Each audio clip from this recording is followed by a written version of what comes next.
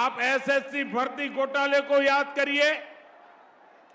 बंगाल के लाखों युवाओं को इस निर्मम सरकार ने ठगा और जब जांच हुई तो बंगाल के शिक्षा मंत्री के करीबी के घर से करोड़ों रुपए कैश बरामद हुए।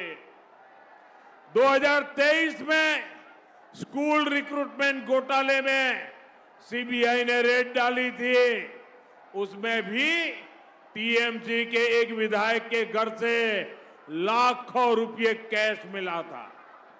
पौजी स्कीम के भ्रष्टाचार में भी टीएमसी नेता के यहां से लाखों रुपए बरामद हुए।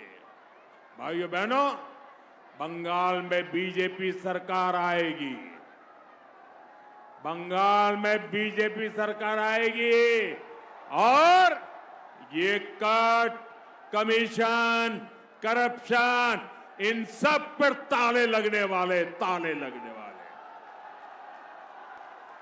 बंगाल में रोजगार के अनेक अवसर पैदा होंगे और हमने अपने घोषणा पत्र में स्पष्ट कर दिया है, सरकार बनने के 45 दिनों के भीतर, याद रखो 45 दिनों के अंदर सरकारी कर्मचारियों को 7वें वेतन आयोग का लाभ भी मिलेगा। केंद्र सरकार ने 8वें वेतन आयोग का भी गठन किया है। बीजेपी सरकार में जब वो 8वें कमीशन की रिपोर्ट आएगी तो बीजेपी सरकार में बंगाल के कर्मचारी इसके लाभ से भी वंचित नहीं रहेंगे। यानी पहले 7वें वेतन आयोग का लाभ, फिर बढ़े हुए डीए का फायदा और फिर भविष्य में 8वें वेतन आयोग का लाभ। बीजेपी सरकार में बंगाल के लाखों कर्मचारियों का भाग्य बदलने वाला है। साथियों, बंगाल का विकास बीजेपी का कमिटमेंट भी है और बीजेपी की आस्था का सवाल भी है।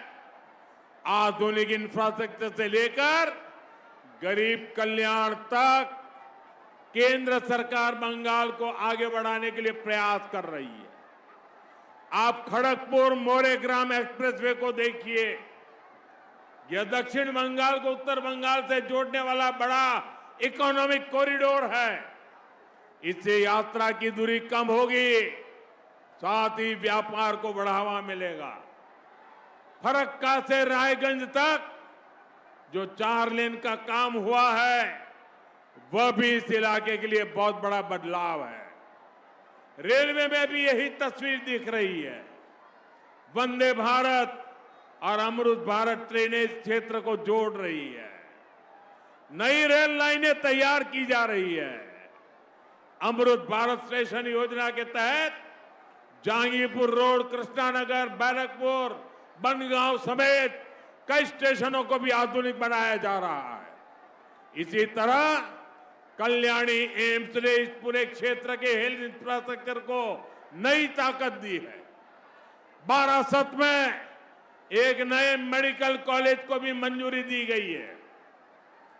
साथियों, इस क्षेत्र में नदी जल कटाव एक बहुत बड़ी समस्या है, लेकिन निर्मम सरकार में यहां का सिंचाई विभाग सिर्फ टीएमसी नेताओं की तिजोरी सींच रहा है।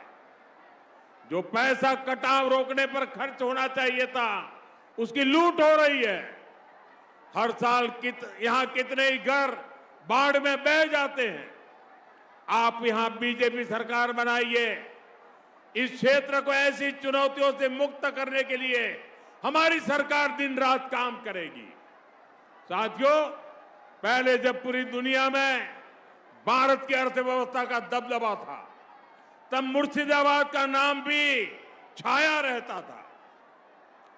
मुर्शिदाबाद के सिल्क की दुनिया दीवानी रहती थी, लेकिन यहां की सरकारों की निरंतर उपेक्षा ने सिल्क इंडस्ट्री को तबाह कर दिया।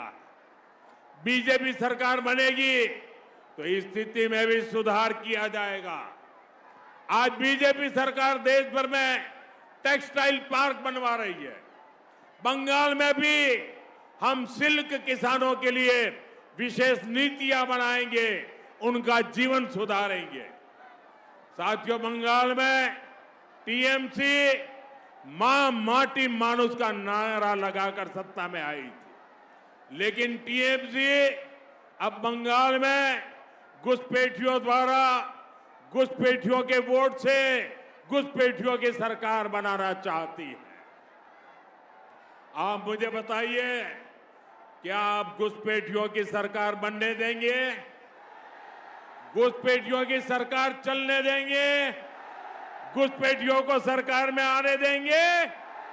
साथियों, पूरे बंगाल के लोगों ने, हम सब ने मिलकर के टीएमसी को घुसपैठियों की सरकार बनने नहीं देना है। इसलिए बंगाल का ये चुनाव केवल सत्ता परिवर्तन का ही चुनाव नहीं है, ये चुनाव बंगाल की पहचान बचाने का चुनाव है।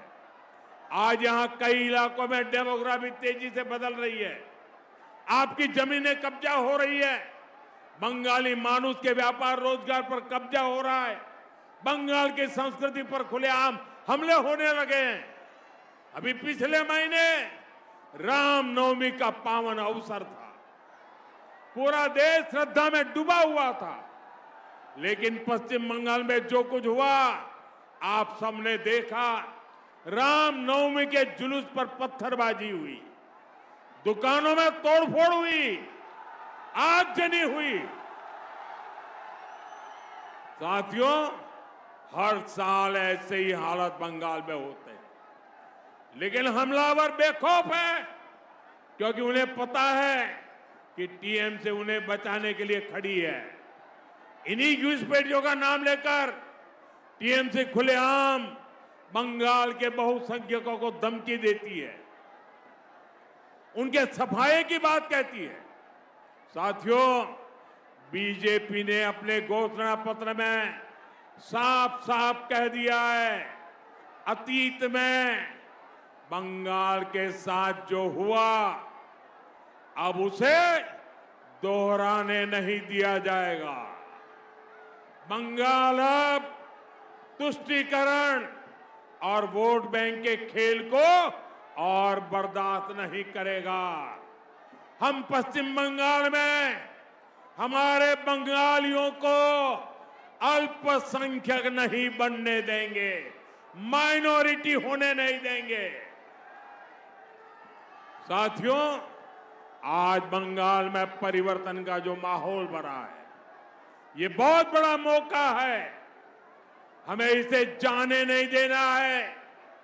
मतदान के दिन आप सभी एकजुट होकर वोट डालने जाएं। यहां आपको चित्तो बाबू जैसा समर्पित उम्मीदवार भी मिला है। यह वो व्यक्ति है जो 1982 से इस क्षेत्र में कमल का संदेश लेकर घर घर पहुंचा है। बीजेपी के सभी उम्मीदवार, उनका एक ही मकसद है, बंगाल का विकास।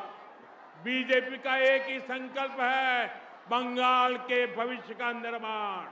ये संकल्प आपके आशीर्वाद से पूरा होगा। आपका एक एक वोट आने वाली पीढ़ियों के लिए वरदान होगा। और भाइयों बहनों, चलते चलते मैं एक और बड़े षड्यंत्र से आप सबको सावधान करना चाहता हूं। जैसे जैसे चुनाव पास आ रहे हैं, ये तृणमूल वालों को अपनी पराजय निश्चित दिखाई देने लगी है।